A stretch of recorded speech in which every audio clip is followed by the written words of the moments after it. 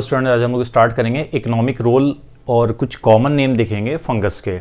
तो फंगस के सारे क्लासेस के बारे में हम लोगों ने छोटे छोटे लेक्चर में डिस्कस कर लिया।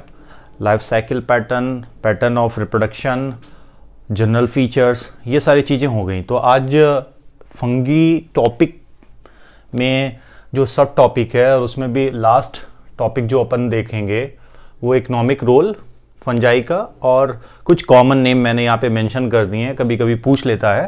तो कुछ कॉमन नेम, सारे नहीं लेकिन कुछ, और उसी तरह से कुछ हम लोग रोल, यहाँ पर सारे रोल हम लोग मेंशन नहीं कर सकते, छोटे से लेक्चर में सभी कवर नहीं हो सकता है ना। तो स्टार्ट करते हैं। इकोनॉमिक रोल या सिग्निफिकेंस ऑफ फंगस। तो किसी भी ऑर्गेनिज्म की बात करें उसके दो तरह के रोल हैं इस नेचर में जो हम लोगों ने डिस्कवर किए हैं। नेचर कितना जानती है हमको नहीं पता है ना। तो एक तो बेनिफिशियल रोल हो सकता है जो हमारे लिए फायदेमंद है या इन्वायरमेंट के लिए फायदेमंद है। दूसरा क्या है, उसका हार्मफुल रोल हो सकता है। अगर नेचुरल पॉइंट ऑफ व्यू से देखें तो बेनिफिशियल रोल क्या है, they are the decomposer, decompose करते हैं, ठीक है, जिससे मिनरल साइक्लिंग में मदद करते हैं। हम लोगों ने पढ़ा भी था कि कुछ क्लासेस के फंगस जो हैं वो प्रॉपरली डिकम्पोजर का काम करते हैं। सेप्रोफाइट भी हैं, ठीक है, सड़ी गली चीजों पे ग्रो करते हैं, तो वो चीजें भी वहां से धीरे धीरे कम होती हैं। और एग्जैक्टली क्यों है ये तो भी हमको नहीं पता है। नेचर ने जितने भी ऑर्गेनिज्म को डिजाइन किया है इस अर्थ पे, उसका एग्जैक्ट रोल तो नेचर ही जानती है। हम सिर्फ उस चीज को डिस्कवर कर रहे हैं और अपने अकॉर्डिंग देख रहे हैं कि ये मेरे लिए फायदेमंद है, ये फायदेमंद नहीं है, बेनिफिशियल है या बेनिफिशियल नहीं है। लेकिन जो कुछ हम लोग जानते हैं और जितना समझ पाए उसके अकॉर्डिंग कुछ चीजें हम लोग यहां पर देख रहे हैं, ठीक है, उसमें से भी कुछ, सारी नहीं। तो पहले बेनिफिशियल रोल पे आते हैं। तो फूड के तौर पे मशरूम बहुत ज्यादा डिलीशियस होता है और बहुत हाईली न्यूट्रिटिव होता है, हम लोग जानते हैं। इसको फूड के तौर पे इस्तेमाल किया जाता है। तो मशरूम का जो बेसिडियो कार्प वाला पार्ट होता है, दिस वन, है ना, ये इंपॉर्टेंट पॉइंट है कि बेसिडियो कार्प वाला जो पॉइंट होता है ये एडिबल होता है। बेसिडियो कार्प क्या है ये ध्यान रखिएगा। बेसिडिया जहां पर अरेंज होता है उसे बेसिडियो कार्प कहते हैं, और बेसिडिया के अंदर क्या था, बेसिडियो स्पोर्स था, है ना। ऐसा स्ट्रक्चर जो होता है ये वाला स्ट्रक्चर जो है, this one is called basidio carp, ध्यान रखिएगा। इसी को खाया जाता है। किसको खाते हैं, मतलब सारे ही मशरूम नहीं, बहुत सारे पॉइजनस होते हैं, उन्हें आप नहीं खा सकते हैं, है ना। एगेरिकस कंपेस्ट्रीज, एगेरिकस कंपेस्ट्रीज को फूड के तौर पे यूज किया जाता है, यही एडिबल मशरूम के तौर पे इस्तेमाल होता है। जैसे यहां पे मैंने शायद मेंशन भी किया हुआ है, एगेरिकस कंपेस्ट्रीज एडिबल मशरूम है ना। कंपेस्ट्रीज स्पीशीज क्या है, कंपेस्ट्रीज ध्यान रखना है। एगेरिकस तो बहुत सारे हैं, मॉरल्स हैं, बफेल्स हैं, इनका भी इस्तेमाल होता है एज अ फूड के तौर पे, डायरेक्टली फूड के तौर पे इस्तेमाल किया जा सकता है। बहुत से फंगस एक्सपेरिमेंटली भी इस्तेमाल होते हैं, बहुत सारे जेनेटिकल वर्क, बायोकेमिकल वर्क में, जैसे न्यूरोस्पोरा, ठीक है, ये बायोकेमिकल और जेनेटिक्स के वर्क में बहुत ज्यादा इस्तेमाल होता है, जिसकी वजह से इसे हम लोग ड्रोसोफिला और प्लांट किंगडम भी कहते हैं। हालांकि ये प्लांट नहीं है लेकिन ये वर्ड दिया जाता है ना। मेडिसिन, पेनिसिलिन हम एंटीबायोटिक है, पेनिसिलिन एंटीबायोटिक। एंटीबायोटिक क्या होती है, जो दूसरे बैक्टीरिया को या दूसरे ऑर्गेनिज्म माइक्रोब्स के अगेंस्ट में वर्क करती है, उनको किल कर देती है। तो ये में ऑब्टेन होता है किससे, पेनिसिलियम नोटेटम से। ये फर्स्ट डिस्कवर्ड एंटीबायोटिक है, कौन, पेनिसिलिन।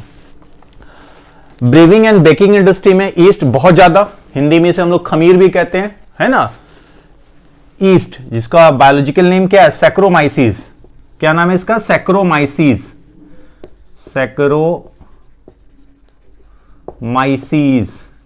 सेरिवेसी स्पीशीज है। तो इसको बहुत ज्यादा इस्तेमाल किया जाता है ब्रीविंग और बेकिंग इंडस्ट्री में, यानी अल्कोहल प्रोडक्शन में, साथ ही साथ बेकिंग इंडस्ट्री में चाहे पिज्जा बनाना हो और सारी चीजें बनाना हो, बहुत ज्यादा इसका इस्तेमाल होता है। जो नान हम लोग शादियों में खाते हैं उसमें भी इसका इस्तेमाल किया जाता है। सिट्रिक एसिड ये प्रोड्यूस किया जाता है by the Aspergillus niger, commercially भी इस्तेमाल होता है एस्परजिलस नाइजर सिट्रिक एसिड के प्रोडक्शन के लिए। जीए हार्मोन यानी ग्रोथ हार्मोन सबसे पहले कहां डिस्कवर किया गया था, इसी में। इससे रिलेटेड जब हम लोग हार्मोन वाला चैप्टर पढ़ेंगे तो इसकी डिस्कवरी पढ़ेंगे, किस तरह से जीए हार्मोन की खोज हुई थी और कैसे पता चला था जो इन्फेक्शन हो जा रहा था, प्लांट की हाइट, राइस प्लांट की हाइट बहुत ज्यादा बढ़ जा रही थी, है ना। तो ये किससे ऑब्टेन हो रहा है, किसमें मिल रहा है, जिब्रेला फ्यूजिकुराई में। किसमें, जिब्रेला फ्यूजिकुराई में। तो ये कुछ बेनिफिशियल रोल हो गए।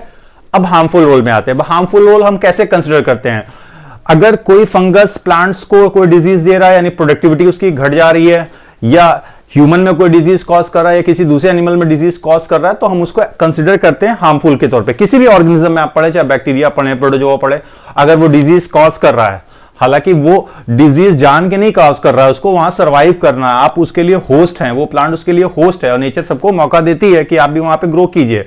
तो इसका मतलब ये नहीं है कि हम कंसिडर, चूंकि हमें नुकसान हो रहा है, हमारे वेजिटेबल्स को या हमारी क्रॉप्स को नुकसान हो रहा है, इसलिए हम उसको कंसिडर करते हैं कि वो हार्मफुल रोल है उस पर्टिकुलर ऑर्गेनिज्म का। तो हार्मफुल रोल में पहला देखते हैं लेट ब्लाइट ऑफ पोटैटो, ठीक है, जिसे आयरिश फेमिनिन भी कहते हैं। ये कॉज करता है फाइटोथोरा फंगस। कौन? फाइटोथोरा। वही white rust of crucifer cause by Albugo, ठीक है, रस्टिंग हो रही है, रस्ट समझिएगा, रस्टिंग होना, ठीक है, स्मट धब्बा, रस्टिंग मींस जंग लग जाना जिसे हम लोग कहते हैं, है ना, तो उस तरह का निशान पड़ जाता है। व्हाइट रस्ट ऑफ क्रूसीफर, जैसे सिट्रस में आप देखेंगे तो भी धब्बे आपको दिखते हैं, तो वो रस्टिंग ही एक तरह से, सिट्रस में नींबू वगैरह में अगर आप देखिए, एल्ब्यूगो कॉज करता है white rust of. Spoilage of bread, Rhizopus, जिसे ब्रेड मोल के नाम से ही जानते हैं। ऐसा नहीं कि सिर्फ इसी पर करता है, ये अचार को भी नुकसान पहुंचा सकता है, ठीक है, जो आम का अचार हो या कोई और तरह का अचार है उसको भी नुकसान पहुंचाता है, स्पॉइल कर देता है। Spoilage of bread, rusting of wheat and coffee by the Puccinia. Puccinia बहुत ज्यादा वर्किंग या इसमें बहुत ज्यादा वर्क किया गया है, ये डिजीज कॉज कर रहा है किसमें? व्हीट और कॉफी, इसकी फसलों को, इनकी क्रॉप को बहुत ज्यादा नुकसान पहुंचाता है। वहीं smut of wheat and corn, corn यानी मेज की बात कर रहे हैं, कॉज करता है कौन? स्टीलोगो। याद रखना है नाम, कौन कॉज कर रहा है वो ध्यान में रखना है। नेक्स्ट आते हैं brown leaf spot of rice, ये कॉज करता है हेलिमेंथोस्पोरियम, ठीक है, हेलिमेंथोस्पोरियम शायद नाम है, मैं मिस कर गया। तो brown leaf spot of rice ये कॉज कर रहा है ये फंगस। तो इससे क्या होगा? अगर लीफ में डैमेज हो रहा है तो फोटोसिंथेसिस डिस्टर्ब हो जाएगी। वहीं रिंगवॉर्म, दांत खाज, खुजली का दुश्मन, आपने सुना होगा पहले जालिम लोशन आता था, शायद अब भी आता है एडवर्टाइजमेंट, तो कौन कॉज करता है? ट्राइकोडर्मा, कि बहुत ज्यादा नमी या और साथ ही साथ वेटी बारिश की कंडीशन है तो कभी कभी स्किन इंफेक्शन हो जाता है जो ट्राइकोडर्मा कॉज करता है। कभी कभी बाल में हो जाता है, बाल बहुत ज्यादा झड़ने लगते हैं हेड में, जो अपर लेयर हमारे स्कल की है वो ब्रेक करने लगती है। तो ये कॉज कौन करता है? ट्राइकोडर्मा। इस डिजीज को हम लोग क्या बोलते हैं? Ringworm. किसमें हो रहा है? ह्यूमन में, पेड़ों में नहीं हो रहा है ना, पेड़ में ये डिजीज नहीं होगा, प्लांट्स में। कॉमन नेम पे आ जाते हैं, कुछ कॉमन नेम देख लेते हैं। पाइलोबस और म्यूकर को हम लोग डंग माउल्ड या कॉप्रोफिलस माउल्ड के नाम से भी जानते हैं, क्योंकि ग्रो कहां करता है? डंग पे कर रहा है। राइजोपस अभी हम लोग ने पढ़ा, ब्रेड माउल्ड के नाम से जानते हैं। एस्परजिलस वीड ऑफ लैबोरेटरी के नाम से इसे जाना जाता है, काफी वर्क इस पे किया जाता है। Neurospora Drosophila of plant kingdom, बहुत ज्यादा जेनेटिकल और बायोकेमिकल वर्क किए गए हैं इस पे, इसलिए इसको हम लोग ड्रोसोफिला ऑफ प्लांट किंगडम कहते हैं। जैसे ड्रोसोफिला है ना, ड्रोसोफिला कौन सी फ्लाई हम लोग कहते हैं? फ्रूट फ्लाई के नाम से जानते हैं, और इस पे बहुत ज्यादा वर्क किया गया। टीएच मॉर्गन ने इतना वर्क किया गया कि उनको फ्लाई मैन के नाम से हम लोग कंसिडर करते हैं। तो इसी तरह से न्यूरोस्पोरा पे बहुत ज्यादा वर्क किया गया है। पेजाइजा, इसे कफ फंजाई के नाम से जाना जाता है। पॉलीपोरस ब्रैकेट फंजाई के नाम से जाना जाता है। एमेनिटा पैलोइड्स डेथ कप के नाम से जाना जाता है, क्योंकि पॉइजनस होता है। लाइकोपेराडॉन पफबाल के नाम से जाना जाता है। एगेरिकस का कॉमन नेम क्या है? एडिबल मशरूम, अभी हम लोग ने बात किया था एगेरिकस कंपेस्ट्रीज, यहाँ स्पीशीज नहीं दी हुई है बट ध्यान रखना है।